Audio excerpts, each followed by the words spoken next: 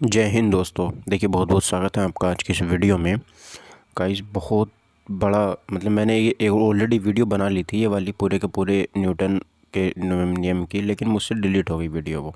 ठीक है, तो अब जो ये वीडियो है मैं वो दोबारा से बना रहा हूँ। और गाइस, दोबारा से बना रहा हूँ, बहुत मेहनत लगती है गाइस एक वीडियो बनाने में। तो अब मैंने 45 मिनट की वीडियो बनाई थी, वो पूरी डिलीट हो गई, बहुत मेहनत से बनाई थी। तो अभी मैं आपसे रिक्वेस्ट करता हूँ यार, कंटेंट बनाने में बहुत मेहनत लगती है।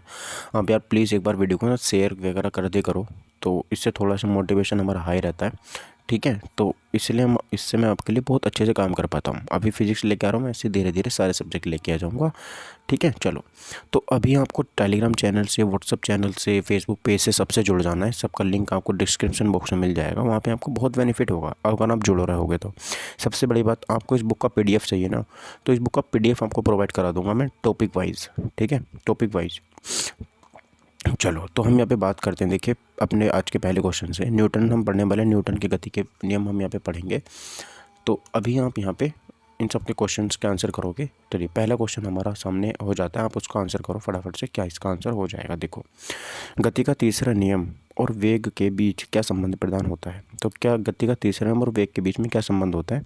तो स्थिति का यहाँ पे क्या होता है? संबंध होता है। तो ऑप्शन नंबर ए इसका बिल्कुल सही आंसर हो जाएगा। ग्रुप डी में क्वेश्चन पूछा गया था, तो काफ़ी इंपॉर्टेंट हो जाता है। ठीक है। तो देखो, अब जो गति का यहाँ पे हम बात करते हैं कि न्यूटन के गति के तीसरे नियम के अनुसार, तीसरा नियम क्या कहता है सर?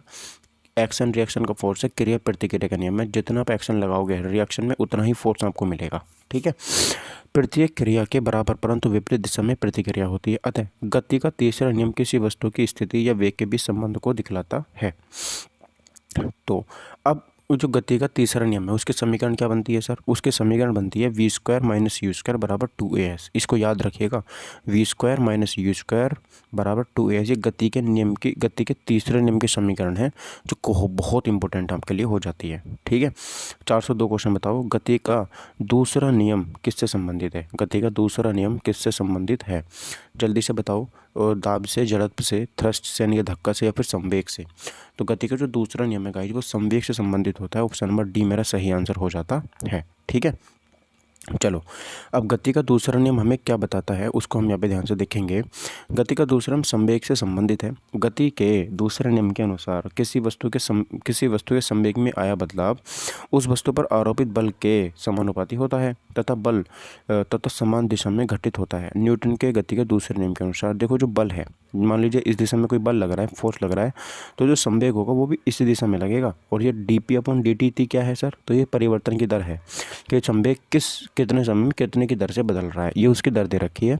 ठीक है, तो ये बात आप याद रखो और ये नियम आप याद रखिएगा। ठीक है, चलो दूसरा क्वेश्चन देखें, तीसरा क्वेश्चन देखें। न्यूटन का गति का दूसरा नियम हमें क्या बताता है? ठीक है, न्यूटन का गति का दूसरा नियम हमें क्या बताता है? तो गाइस, वो हमें क्या बताता है कि जो बल के प्रभाव है उन्हें समझने में हमें सहायक होता है। तो देखो कौन से में है? दो परस्पर प्रभावी वस्तुओं पर बलों के बीच संबंध, बिल्कुल गलत है ना। जड़त्व के नियम से भी जाना जाता है, बिल्कुल नहीं। ठीक है, अगला देखो।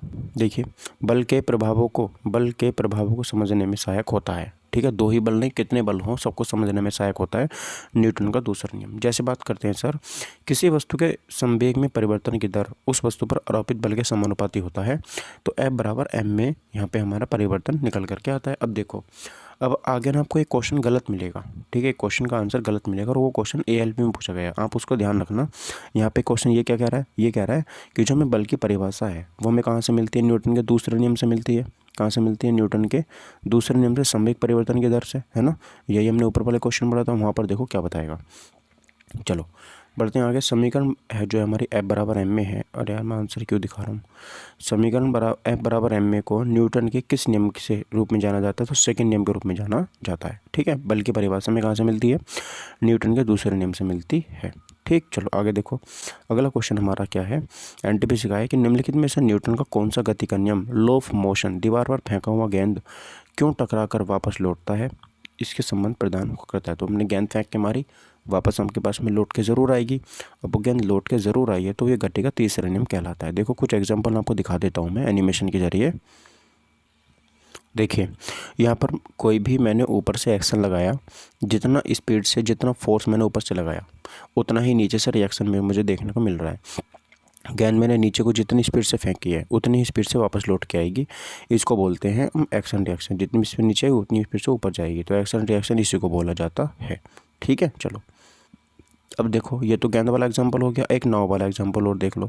जैसे व्यक्ति है, ये व्यक्ति नाव में से उतर रहा है, तो जब ये नाव में से उतरेगा तो पीछे को एक्शन लगाएगा, तो इसे आगे को रिएक्शन देखने मिलेगा। जब इसने पीछे को एक्शन लगाया तो नाव इसे आगे ढकेल देगी, तो एकदम से आकर के यहाँ पे खड़ा हो जाएगा।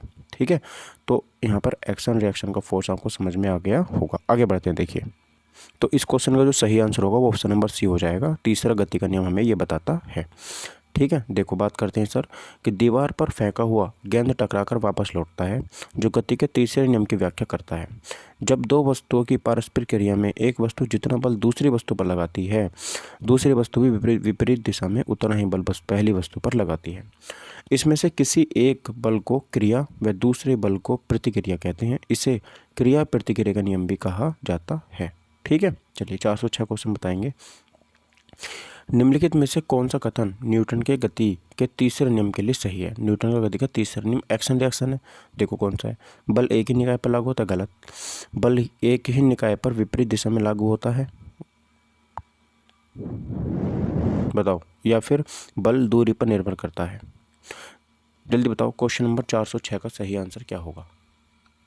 देखो, बल अलग अलग निकाय पर विपरीत दिशा में लागू होता है। ऑप्शन नंबर सी इसका मेरा बिल्कुल सही हो जाएगा। एक ही निकाय पर नहीं बोलना, हमें अलग अलग निकाय पर बोलना है। ठीक है, चलो तो देखो क्या कर रहा हूँ यार, वैसे ही एक दिमाग खराब है, ऊपर से वीडियो पूरी डिलीट हो गई गाइस। बहुत ज़्यादा गुस्सा आ रहा है, बहुत मेहनत से बनाई थी। ठीक है, देखो बात करते हैं इसका कि न्यूटन के गति के तीसरे नियम को क्रिया प्रतिक्रिया का नियम कहते हैं। न्यूटन के गति के तीसरे नियम के लिए बल अलग अलग निकाय पर विपरीत दिशा में लागू होता है। ठीक है, चलो 407वां क्वेश्चन बताएंगे कि गति का प्रसिद्ध नियम डैश ने दिया था। तो गति का जो प्रसिद्ध नियम था वो किसने दिया था? 407वें क्वेश्चन का आंसर देखेंगे क्या होगा। तो ऑप्शन नंबर बी मेरा यहाँ पर सही हो जाएगा। Option number B. तो गति का जो प्रसिद्ध नियम है वो किसने दिया था? न्यूटन ने दिया था। किसने? न्यूटन ने। ऑप्शन नंबर बी मेरा सही आंसर यहाँ पे हो जाएगा।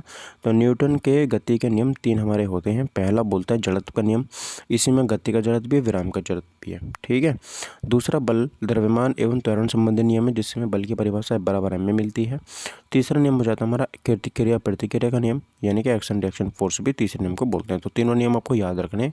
पहला जड़त्व का नियम, दूसरा बल द्रव्यमान और त्वरण संबंधी नियम, तीसरा क्रिया प्रतिक्रिया का नियम। ठीक है, चलो 408वां क्वेश्चन देखते हैं। एक निकाय के संवेग के परिवर्तन की दर को डैश के समानुपाती रखा जाता है। तो भाई बल के लागू बल के समानुपाती रखा जाता है। अभी अभी हमने ऊपर पढ़ा था, हमने ऐसे पढ़ा था F जिधर को डायरेक्शन में जाएगा उधर ही P डायरेक्शन होगी। ठीक है, और ये चेंज होता रहता है, dP/dt हो जाता है। ठीक, चलिए यहाँ पे देखते हैं हम भाई ये वाला क्वेश्चन क्या कह रहा है कि किसी वस्तु के संवेग में परिवर्तन की दर उस वस्तु पर लगने वाले बल तथा बल की दिशा के समानुपाती होता है। इसे न्यूटन के द्वितीय गति का नियम भी इसको हम कह देते हैं। ठीक है, चलो बात करते हैं 409वां क्वेश्चन हमारा क्या हो जाता है। देखिए यहाँ पे हमारा 409 क्वेश्चन कह रहा है कि गति का द्वितीय नियम क्या दर्शाता है, गति का दूसरा नियम क्या दर्शाता है। तो 409 का सही आंसर आप बताएंगे मुझे क्या होगा। देखिए तो यहाँ पर सही आंसर होगा डी वाला। क्या कह रहा है सर, किसी वस्तु की गति में परिवर्तन की दर शुद्ध बल की दिशा में वस्तु पर लागू बल के अनुपात में होता है। ये अभी हमने ऊपर पढ़ा था, ये वाला F एरो बराबर P एरो। ठीक है, जिधर को बल लगेगा उधर को ही संवेग परिवर्तन की दर होती है। अगला देखो, अब यहाँ पे 2 परिभाषा दे रखी हैं, दोनों में से कोई से भी आप याद कर सकते हो। जैसे गति का दूसरा नियम क्या कहता है, देखो किसी वस्तु की गति के परिवर्तन की दर शुद्ध बल की दिशा में वस्तु पर लागू शुद्ध बल के आनुपातिक होती है। ये तो होगी पहली परिभाषा। दूसरी परिभाषा क्या बोलती है कि किसी भी पिंड की संवेग परिवर्तन की दर पर लगाए गए बल के समानुपाती होता है,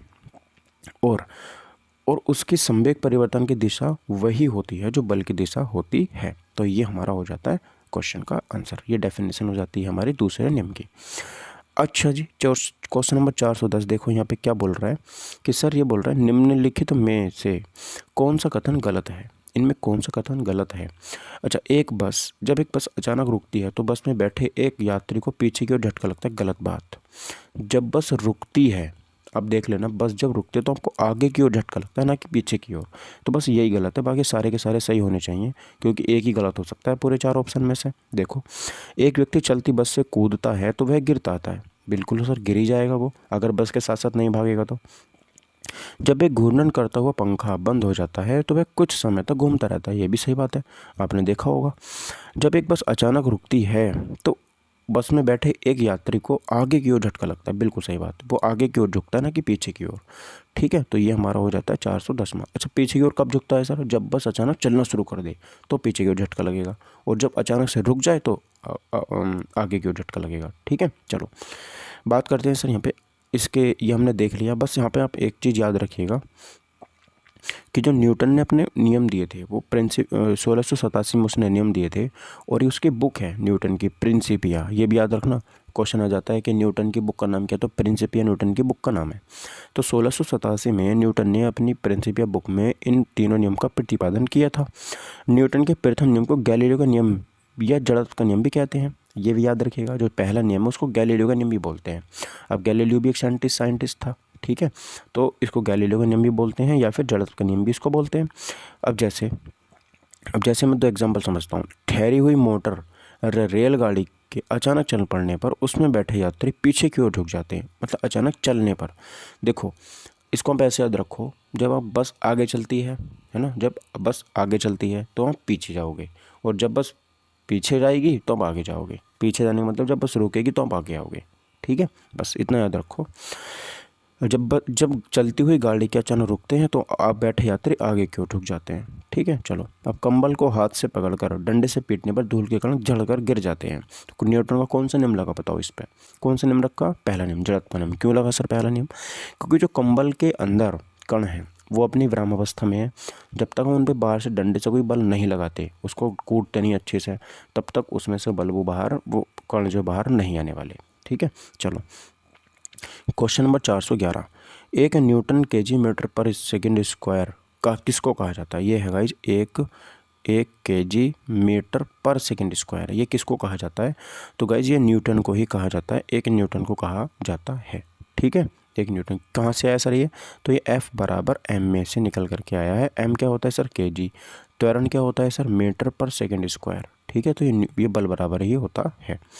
ठीक है, चलो देखो वही है ना। चलो अगला 412 क्वेश्चन बताओ। न्यूटन के गति के नियमों का प्रकाशन वर्ष क्या था? तो 1687 से अभी हमने पिछले वीडियो में देखा है, पिछले क्वेश्चन में देखा है, सॉरी।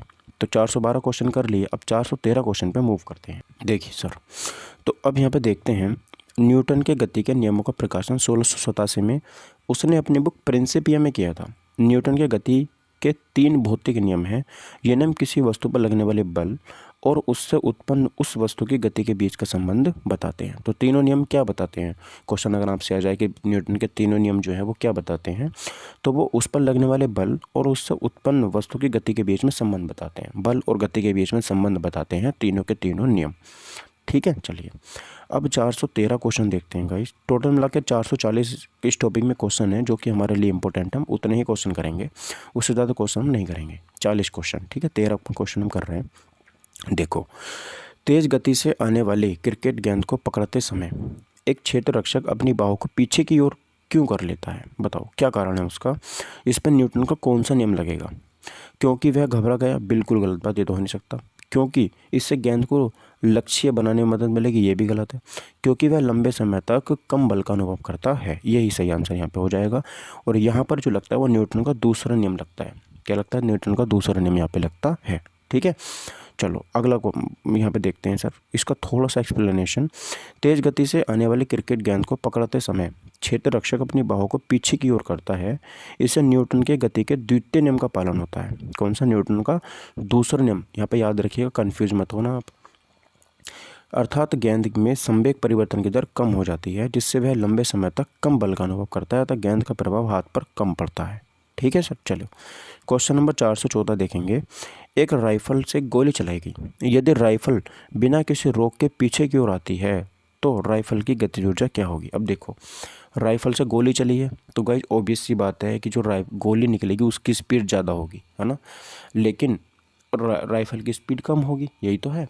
अच्छा, इसमें हमसे यही तो पूछा है क्वेश्चन के अंदर। देखो, कि गोली की गतिज ऊर्जा अधिक होगी, बिल्कुल गोली की गतिज ऊर्जा से अधिक होगी राइफल की गतिज ऊर्जा, नहीं गाइज। अगर गोली की गतिज मान लीजिए अधिक छोड़ो, जितनी स्पीड से गोली निकली है ना बंदूक से, उतनी स्पीड से बंदूक पीछे को झटका मारेगी, तो पीछे वाला पहले मरेगा और जिसकी गोली लगी वो बाद में मरेगा, ठीक है। तो बहुत कम होती है, जितनी स्पीड से गोली जाती है उसकी बहुत कम गति यहाँ पे पीछे बंदूक की होती है। झटका तो लगता है, सिर्फ झटका महसूस होता है और बाकी कुछ नहीं। तो गोली की गतिज ऊर्जा से कम होती है हमारे यहाँ पे, क्या होती है, गोली की गतिज ऊर्जा से कम यहाँ पे होती है, याद रखिएगा, ठीक है। तो ऑप्शन नंबर बी मेरा यहाँ पे सही आंसर हो जाएगा। देखो, न्यूटन के तृतीय नियम के अनुसार जब हम किसी पिंड पर जितना बल लगाते हैं वह वापस उतना बल लगाती है हमारे ऊपर। इसे क्रिया प्रतिक्रिया का बल भी कहा जाता है, एक्शन रिएक्शन। यही कारण है कि बंदूक से गोली चलाने वाले को पीछे की ओर धक्का लगता है या बंदूक धक्का देती है उसको, तब बंदूक की गतिज ऊर्जा गोली की गतिज ऊर्जा से कम होती है और बहुत कम होती है, सिर्फ झटका महसूस होता है, ठीक है। चलो अब हम बात करेंगे 415 क्वेश्चन, द्रव्यमान और त्वरण के गुणनफल को क्या कहा जाता है। द्रव्यमान और त्वरण के गुणनफल को क्या कहा जाता है ना। तो द्रव्यमान और त्वरण है, मतलब कि m है और इंटू a है। तो जब मैं इसका गुणनफल करूँगा तो मुझे बल प्रदान होता है, F प्रदान होता है। तो ऑप्शन नंबर डी मेरा सही आंसर यहाँ पे हो जाता है। इसका मात्रक जरूर याद रखिए, किलोग्राम मीटर पर सेकेंड स्क्वायर, ठीक है। चलो देखो, बल बराबर द्रव्यमान गुणा त्वरण होता है, ठीक है। चलो, और न्यूटन का दूसरा नियम होता है, ये बात याद रखिएगा ये भी, ठीक है। अभी आपको एक क्वेश्चन गलत दिखाऊंगा आगे मैं, और ये इस बुक का क्वेश्चन, क्योंकि इस बुक के सारे क्वेश्चन आए हुए हैं, तो आप सोचोगे क्वेश्चन गलत नहीं हो सकता इसके अंदर। देखो, निम्नलिखित में से कौन सा उदाहरण न्यूटन के गति के तृतीय नियम की व्याख्या करता है, तीसरे नियम की। तो गाइस पहला ही ऑप्शन मिल जाता है, रॉकेट का उड़ना, रॉकेट का लॉन्च होना। क्यों? क्योंकि रॉकेट जब एक्शन करता है तभी तो उस पर रिएक्शन होकर ऊपर जाता है वो। तो याद रखिए, एक्शन किधर करा उसने, नीचे की तरफ करा है ना, प्रेशर नीचे लगाया उसने बहुत ज़्यादा, तभी उसको रिएक्शन देखने मिलता है। तो ऑप्शन नंबर ए मेरा सही आंसर हो जाता है, बिल्कुल, ठीक है। चलो आगे बढ़ते हैं अगले क्वेश्चन की तरफ। देखिए, तो न्यूटन के गति विषयक तृतीय नियम के अनुसार यदि कोई वस्तु किसी दूसरी वस्तु पर बल लगाती है तो दूसरी वस्तु भी पहली वस्तु पर उतना ही बल लगाती है। अब ऐसे हम याद रखिएगा, उतना ही लगाएगी जितना, मतलब जितना आपने लगाया उतना ही आपको लौट के मिलेगा। जैसे हमने किसी गाल में मान लिया चपत मारा, तो उसके गाल पर जितना बल लगेगा उतना ही आपके हाथ पर बल लगेगा। बस बात यह है कि आपको महसूस कम होगा। अब इसका रीज़न क्या है सर? आपको महसूस इसलिए कम होगा वो, क्योंकि जो आपके हाथ की चमड़ी है ना, जो आपके हाथ की त्वचा है, वो ज़्यादा कठिन हो चुकी है और गाल की त्वचा बहुत सॉफ्ट होती है ना। तभी आपको, हमें क्या लगता है यहाँ पे, क्या लगता है, बहुत हमें कम मतलब बल महसूस होता है और सामने वाले को ज़्यादा होता है, ठीक है, क्योंकि उसकी त्वचा कम होती है। बात समझ में आ गई आपको? चलिए बात करते हैं। अब अगर आपको आजमाना है कि मैं गलत बता रहा हूँ, तो आप जो चपत मार रहे हो ना, किसी के दूसरे हाथ पे मार के देखना या अपने ही हाथ में मार के देखो, तो आपको दर्द कम होगा बहुत। क्यों? क्योंकि आपकी जो हाथों की चमड़ी है वो बिल्कुल एक सी हो गई है, ठीक है। तो आप इसको बात को आजमा के ज़रूर देखिएगा। चलो बात समझ में आई? चलिए सर, अब उदाहरण देख लो यहाँ पर, बंदूक से गोली चलाने पर बंदूक पीछे की ओर धक्का मारती है, बिल्कुल सही बात है, न्यूटन का तीसरा नियम है। अच्छा, रॉकेट लॉन्च करना आदि, ये भी न्यूटन का तीसरा नियम यहाँ पे हो जाता है। चलिए आगे बढ़ते हैं।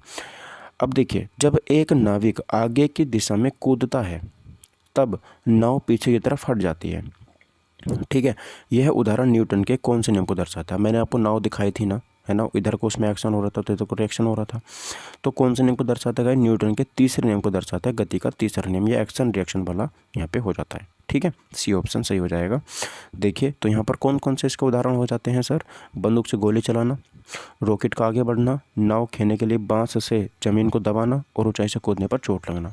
अब ऊंचाई से कूदने पर आपको चोट क्यों लगती है? वो इसीलिए तो लगती है, ठीक है, क्योंकि आपने जितना ऊपर से फोर्स लगाया है, ठीक है, उतना ही आपको, मतलब एक्शन किया आपने, तो आपको नीचे से रिएक्शन मिलेगा ही मिलेगा, ठीक है। चलिए सर, इतनी बात समझ में आ गई आपको? चलिए 418वां क्वेश्चन देखेंगे। रॉकेट लॉन्चिंग कौन से नियम पर आधारित होता है?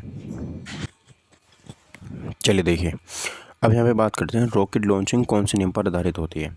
तो न्यूटन का जो तीसरा नियम होता है, यहाँ पे रॉकेट लॉन्चिंग आधारित होती है, ठीक है। चलिए बात करते हैं सर यहाँ पे कि रॉकेट लॉन्चिंग न्यूटन के तीसरे नियम पर आधारित होती है। न्यूटन ने अपने तृतीय नियम में बताया कि प्रत्येक क्रिया के बराबर तथा उसके विपरीत दिशा में प्रतिक्रिया होती है।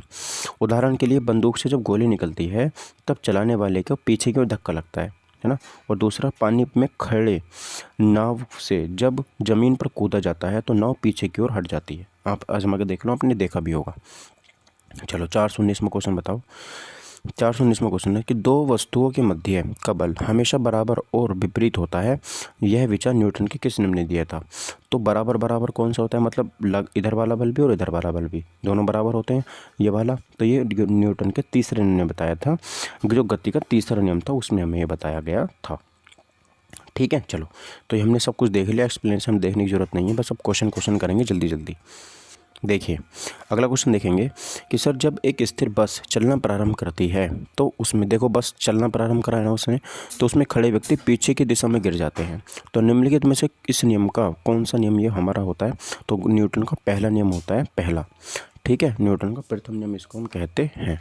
ठीक है, बात समझ में आई आपको। चलो तो न्यूटन ने 3 नियम दिए थे। कब दिए थे सर, तो 1687 में दिए थे। बुक कौन सी थी, प्रिंसिपिया उसकी बुक थी। पहला नियम जड़त्व का नियम, दूसरा नियम बल त्वरण संवेग का नियम, तीसरा नियम क्रिया प्रतिक्रिया का नियम। बात समझ में आ गई। चलिए अगला क्वेश्चन देखिए, 421 में जेईई में पूछा गया क्वेश्चन है। एक व्यक्ति स्थिर पानी में नाव पर खड़ा है, यदि वह नाव तट की ओर लाता है तो नाव क्या करेगी, नाव तट से दूर चली जाएगी। ठीक है, जब वो उतर के उसमें से जाएगा तो नाव क्या होगी, तट से दूर चली जाएगी। जेईई में पूछा गया क्वेश्चन था। ठीक है, ध्यान रखिएगा, ऑप्शन नंबर ए इसका सही आंसर यहाँ पे हो जाता है न्यूटन के तीसरे नियम के अनुसार। ठीक, चलिए क्वेश्चन नंबर 422 बताएंगे क्या होगा इसका सही आंसर। जब बंदूक से गोली छोड़ी जाती है तो बंदूक विपरीत दिशा में धक्का मारती है, यह न्यूटन का कौन सा नियम था। तो न्यूटन का तीसरा नियम था, हम पढ़ चुके हैं इसको ऑलरेडी, न्यूटन का तीसरा नियम। ठीक है, चलिए तो न्यूटन का तीसरा नियम यहाँ पे हो जाता है। बात समझ में आई। अब देखो कौन कौन सा इसमें लगते हैं। जब कोई व्यक्ति नाव से कूदता है तब ये न्यूटन का तीसरा नियम लगता है। रॉकेट लॉन्च करते हैं तब न्यूटन का तीसरा नियम लगता है। ठीक है, चलिए क्वेश्चन नंबर 423 देखते हैं क्या हो रहा है कि सर न्यूटन का गति का तीसरा नियम निम्नलिखित में से क्या बताता है। तो देखो, जब कोई व्यक्ति नाव में से नदी के किनारे कूदता है तो नाव पीछे की ओर चली जाती है। बिल्कुल पहला ही आंसर सही हो जाएगा। अब पहला सही हो गया तो बाकी सारे गलत हो गए। ठीक है, क्या हो गए, बाकी सारे गलत हो जाते हैं। बात समझ में आई। चलिए सर अगला क्वेश्चन देखते हैं। देखिए बात है, क्वेश्चन हमारा निम्नलिखित में से कौन सा न्यूटन की गति के तीसरे नियम का उदाहरण है। न्यूटन का तीसरा नियम, अब हम सारे क्वेश्चन देखोगे, तेजी से आती हुई क्रिकेट गेंद पकड़ते समय, नहीं, अगर क्रिकेट की गेंद है तो न्यूटन का दूसरा नियम लगेगा। जब हम पैडल चलाना बंद करते साइकिल धीमी गति से चलती रहती है, न्यूटन का कौन सा नियम लग रहा है बताओ इसके अंदर। जब एक बस अचानक चलती होती है तो यात्रियों को पीछे को झटका लगता है, ये भी हमारा न्यूटन का तीसरा नियम नहीं है, लेकिन न्यूटन का रॉकेट लॉन्च करना न्यूटन का तीसरा नियम हो जाता है। ठीक है, चलिए अच्छा, पंखा चलाना बंद करा था हमने तो पंखा घूमता रहता है, जड़त्व का नियम हमने बताया था आपको, वो कौन सा नियम था, जड़त्व का नियम था वो। ऐसे ही जब पेंडल चलाना बंद कर देते हो तो साइकिल चलती रहती है ना धीमी धीमी गति से, तो वो भी जड़त्व का नियम, इनके न्यूटन का पहला नियम था। ठीक है, 425 क्वेश्चन बताओ, बल की परिभाषा को किसके आधार पर व्याख्यायित किया जाता है। बताओ इस क्वेश्चन का आंसर बताओ आप। बल की परिभाषा होती क्या है, F बराबर m में होती है। ठीक है, बल की परिभाषा। अब हमने न्यूटन का दूसरा नियम बताया था तो इसका सही आंसर ऑप्शन नंबर ए हो गया, न्यूटन की गति का दूसरा नियम, लेकिन इन्होंने दे रखा है ऑप्शन नंबर बी, और ALP में पूछा गया है ऑप्शन नंबर बी मतलब गति का पहला नियम। ठीक है, मैं इस क्वेश्चन को समझ नहीं पाया, अगर आप समझ पाए तो प्लीज़ मुझे कमेंट में ज़रूर बता दीजिएगा। ठीक है, चलिए तो इस क्वेश्चन का आंसर गलत हो जाता है अकॉर्डिंग टू मी, मतलब मेरे अनुसार, बाकी बुक ये सही बता रही है। ठीक है, तो आप देख लेना एक बार इसको अच्छे से, क्योंकि पिछले वालों में कई बार इन्होंने कई क्वेश्चन में F बराबर m में जो है वो न्यूटन के दूसरे नियम में बताया है। ठीक है, लेकिन अब ये बता रहे हैं कि गति का पहला नियम लगेगा। 426 बताओ गाइस, देखो, किसी भी क्षण किसी रॉकेट का त्वरण निर्वासित गैसों के वेग की घात के समानुपाती हो जाता है, ये n का मान क्या होगा, तो 1 होगा। n का मान क्या होगा, रट लेना, क्वेश्चन अच्छा है ना। चलो अगला देखो, रॉकेट की जो गति होती है, देखो इसको आप देख सकते हो इस तरीके से,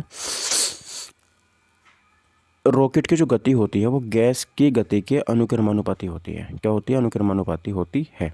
ठीक है, याद रखिएगा, गैस की चाल की पावर के अनुक्रमानुपाती। अब देखो, अब ये न्यूमेरिकल आया है, अब न्यूमेरिकल इससे कैसे बनेगा, देखो एक 70 किलो का आदमी है और 50 न्यूटन के बल के साथ एक 50 किलो के आदमी को धक्का देता है।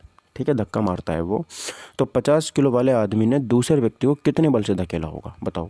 तो अब एक बात बताओ, धक्का मार रहा है वो, अच्छा कोई वस्तु अपनी ब्रह्मावस्था से कब हट सकती है? जब आप उससे 50 न्यूटन का बल लगा रहे हो ना, और वो 70 किलो का आदमी है, तो आप उससे आपको 51 न्यूटन का बल लगाना पड़ेगा, तब तो वहाँ से हटेगा। ठीक है, तो 50 न्यूटन का आपने बल लगाया तो सामने वाला व्यक्ति भी 50 ही न्यूटन का बल लगाएगा आपके मतलब सामने से। ठीक है, चलो तो ये आप याद रखिए, ऑप्शन नंबर ए सही हो जाएगा।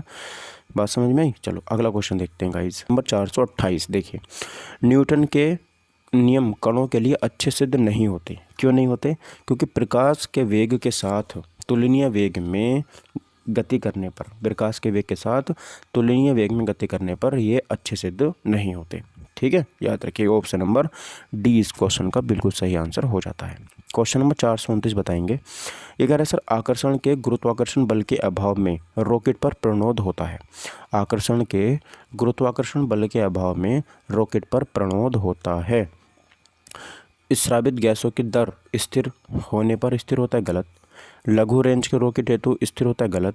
स्थिर नहीं होता, स्थिर होता है। ऑप्शन नंबर डी सही हो जाएगा इसका, ऑप्शन नंबर डी। ठीक है, देखो बात करते हैं सर यहाँ पे कि रॉकेट न्यूटन के तीसरे नियम क्रिया प्रतिक्रिया पर आधारित होता है।